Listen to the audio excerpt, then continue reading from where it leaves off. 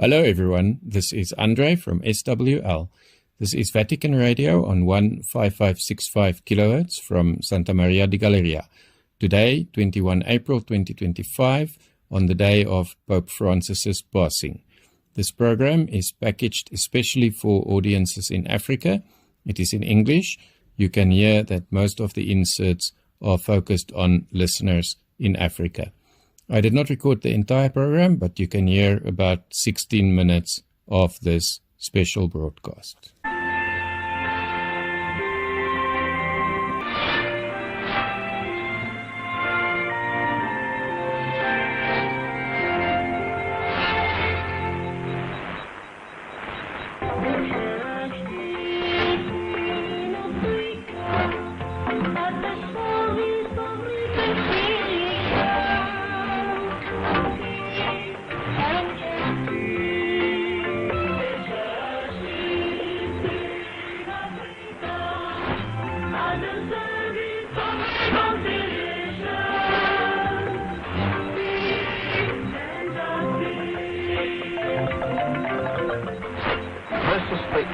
Service of Vatican Radio. Welcome to our half-hour daily program for Africa. I am Johnny Baptist from Sime with a special program focused on the death of Pope Francis. Carissimi fratelli e sorelle, con profondo dolore devo annunciare la morte del nostro Santo Padre Francesco. The voice of the current Vatican Chamberlain, also known in church language as the Camerlengo, Cardinal Kevin Joseph Fano, announcing officially on Monday, April 21st, that Pope Francis had died in the morning here in the Vatican at 16:35 GMT. Pope Francis was recovering from double pneumonia after being discharged from Gemelli Hospital on March 22nd. He had been admitted to the hospital on February 14th. In the short announcement, Cardinal Farrow said Pope Francis had taught us to live the values of the gospel with fidelity, courage, and universal love, especially in favor of the poorest and the most marginalized.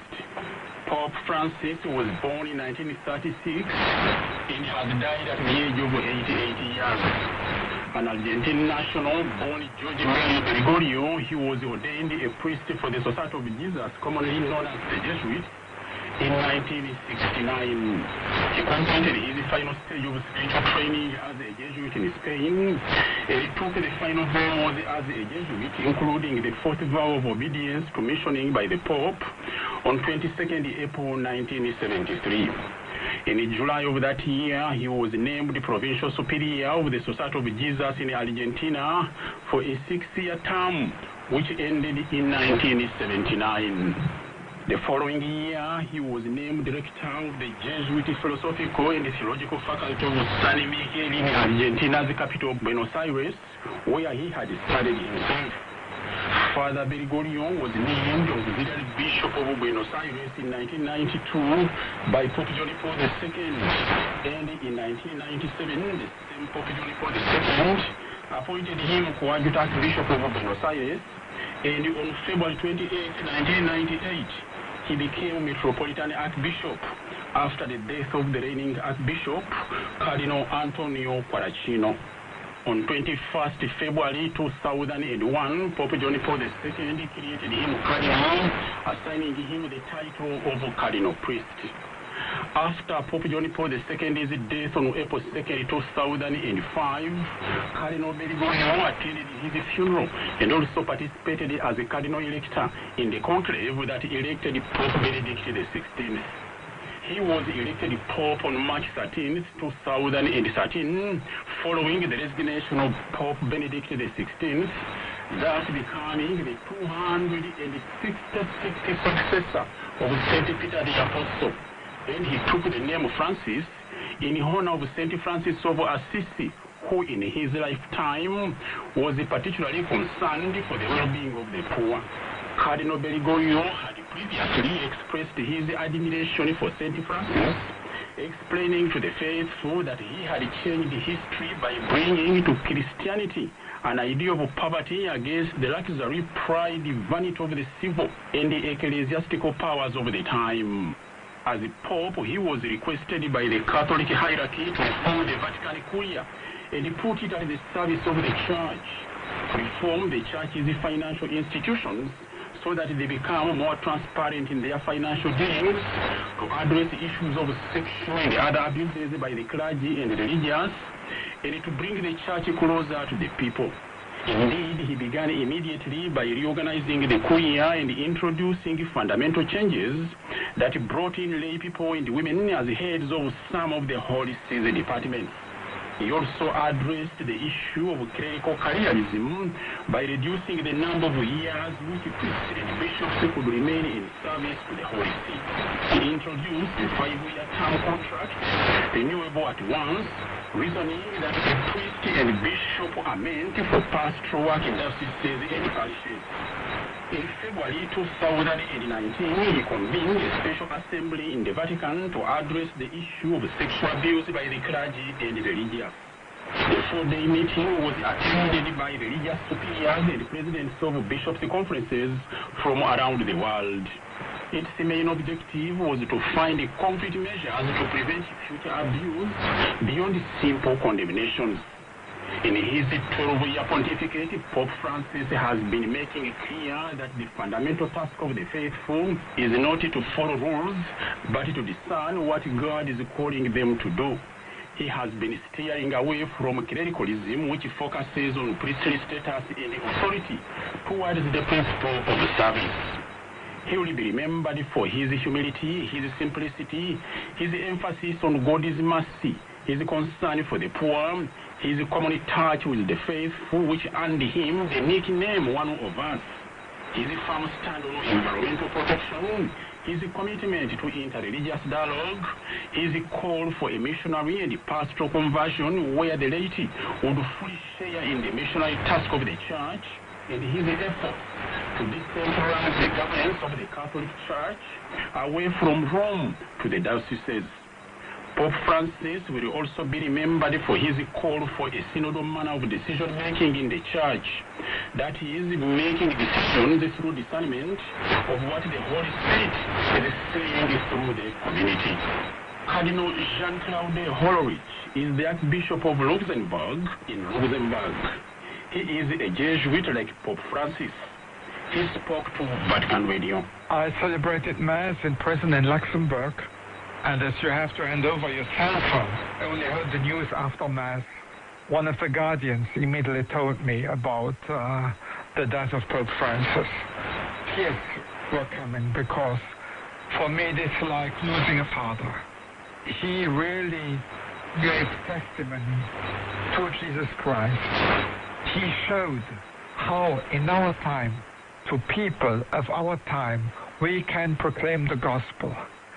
And he was a living example. He behaved like Christ, open to everybody, speaking about his Father, speaking about mercy. He was a great, great Pope, the Pope we needed for this new period for change of times.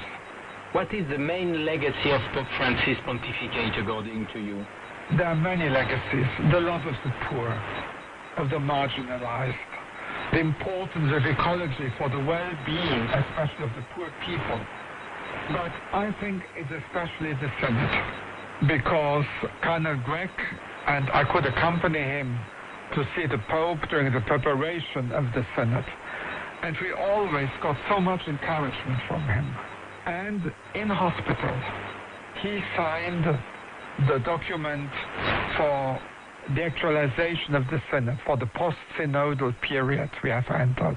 And for me, that is like a testament, a legacy Pope Francis has left to us. Take care of synodality in order that our church can be full of life, in order that our church can be trustful to Christ, in order that our church can be a missionary church in this period of change of times. Cardinal Jean-Claude Hollerich, the Archbishop of Luxembourg, speaking there to Olivier Bonnel. Cardinal Stephen Brislin is the Archbishop of Johannesburg in South Africa. He explains the affection Pope Francis has had for the African continent. We must just be very, very grateful to God for having given us such a wonderful Pope. You know, we have been blessed in the Catholic Church over many centuries to have very, very good popes who have given such strong and moral leadership. Pope Francis was very special in the sense that he had a way of reaching out to people. He had a certain common touch, if you like, that he really touched people's hearts. And people saw in him his goodness and his faith, particularly that deep faith that he had in God. His humility, his simplicity, his wonderful smile, all endeared many, many people to him. Now, many have asked this and many have said it in different interviews, how Pope Francis loved the church also in Africa, even though he never came to South Africa to be specific, but he visited countries like Mozambique, the DRC, and he has also spoken about how the powers that be should have their hands off Africa. But above all, I think it was his love for third world countries. What are your words with regards to that? He showed a special affinity for Africa, and I think for us bishops, he showed a very great affinity for us as African bishops. He understood the problems of Africa, I think. He understood the problems of developing countries, having come from a developing country himself. And so he had a great empathy for us and a great knowledge, I think, of the struggles and the problems that we face as developing countries. And so I think the African bishops, the people of Africa, we felt very close to him, and we will miss him sorely. We must just be so grateful that we had somebody like this, and somebody who loved Africa very deeply. Cardinal Stephen Brislin, the Archbishop of Johannesburg in South Africa, speaking there to Sheila Parish, the communications officer of the Southern African Catholic Bishops Conference. In his 12-year pontificate, Pope Francis visited 10 African countries. The last one was Southeast Sudan, which he visited early February 2023 to mainly support the peace process there. Earlier in April 2019, he had hosted in the Vatican South Sudanese politicians who were behind the armed conflict after they had signed a peace agreement in 2018 to end the war. The Pope begged them not to cause any more suffering to their people, many of whom had been killed, others wounded, and millions displaced. In a penitential service, the Pope knelt down and kissed the feet of the politicians. Cardinal Stephen Ameyu is the Archbishop of Juba in South Sudan. He told Vatican Radio on Monday that Pope Francis's death is a big loss for South Sudanese. The passing on of the Holy Father this morning came to us as a shock, because yesterday we saw him live blessing the people at the usual prayers, Urbi and Urbi. It is a great loss for the people of South Sudan, because he was the only advocate for us who always put our problems in the spotlight, the world headline. Even as late as the other Sunday, on the 30th of March, he mentioned our problems of Sudan and South Sudan. And in this way, many of our people are shocked about his sudden death. We have lost the advocate. In this war, where there are many wars, there are wars that are forgotten, and our war has been forgotten. But he always talk about our war, about our suffering. We have lost a great advocate. Cardinal Stephen Ameyu, the Archbishop of Juba in South Sudan. We have already mentioned Pope Francis's closeness to the poor and the marginalized. The Catholic Church's main charity through which it caters for the poor and those in need is Caritas. Alistair Dutton is the Secretary General of Caritas Internationalis. He spoke to Vatican Radio about Pope Francis's vision of the Church. From the very first days of his pontificate, Pope Francis was very clear that his vision for the Church was a simple church, a poor church for the poor, and the poor and the most marginalised in society were always at the forefront of his mind. Once when we met him in 2013, he described Caritas as the tenderness of the church for the poor, which has always been a very precious memory to me. I think it showed the great value he placed on the poor, but also on Caritas's work for the poor. And you saw that then playing out throughout the next 13 years. We remember with great fondness the Year of Mercy and the emphasis he put on compassion and love for those who suffer and are on the margins of society. Mercy in the works of mercy and the works of charity. He was also a huge advocate for not only social justice, but environmental, ecological justice. And in Laudato Si, he said, this isn't two separate crises, there is one crisis. And it is a crisis of humanity to take seriously the love for pain and suffering in our midst, whether human beings or the rest of nature and creation around us.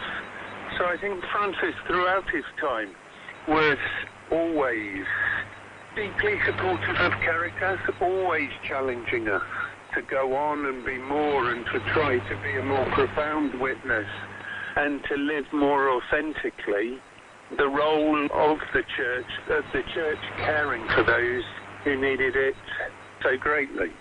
Alistair Dutton, the Secretary General of Caritas International. Andre the man from a land so wide,